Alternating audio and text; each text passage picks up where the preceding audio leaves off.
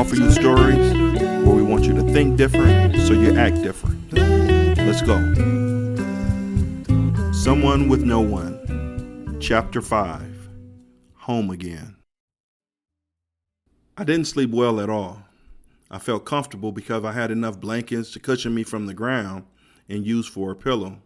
However, my unsettled mind kept me tossing and turning like a fish pulled from a hook and thrown onto a boat. Even though the car hid me pretty well, I couldn't help but wonder who had set this place up and when they might come back. I'm sure they wouldn't appreciate me being here and would be willing to fight to get me out. My father had already beat me up once today, and just the idea of having to fight someone else made me cringe. A fight broke out between two men over some money, although neither of them seemed to have any. There were multiple drug deals each hour, and I heard so many police sirens, the silence actually awakened me. The activity died down in the wee hours, but people still argued, helicopters hovered, and random gunshots rang from every direction. The dog who led me there brought me comfort the entire night. It wouldn't come to me, but it sat by the opening of the fence watching over me like a loyal dog I had raised since the pup.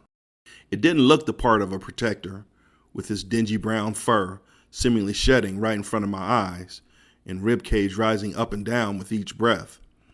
But it did feel like a protector. I felt like it wouldn't let anything happen to me, and without it there, I would not have gotten the rest that I did.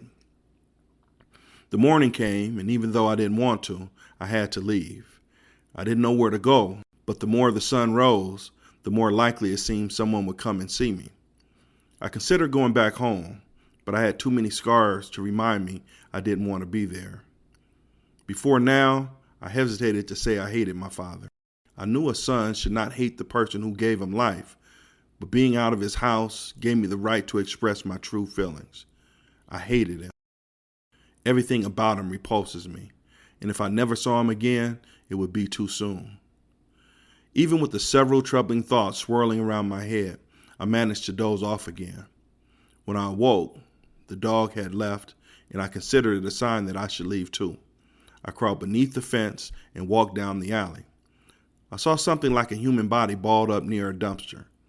I thought it might be a pile of junk until it moved. I jumped back and put my hands up to defend myself. I studied it to try to tell the feet from the head and saw an eyeball open at the right end of the bundle. I saw a dark-skinned man with a beard littered with assortments of debris. I walked past him and peered down the street, hoping I wouldn't see the same guy who chased me the night before. My ribs felt better, and I walked with a sense of purpose.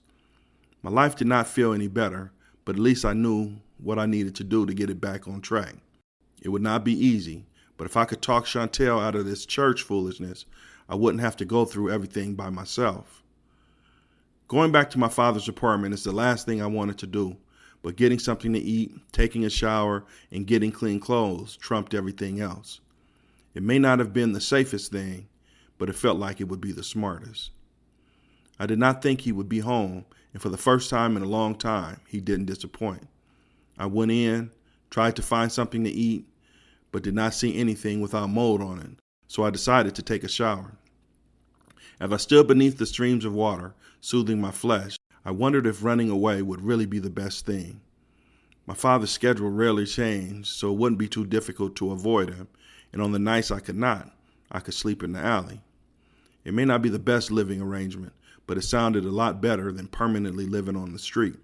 I weighed the pros and cons until I realized I delayed what I needed to do. I got my bus pass, packed a small bag of clothes, then went out to get my girlfriend back.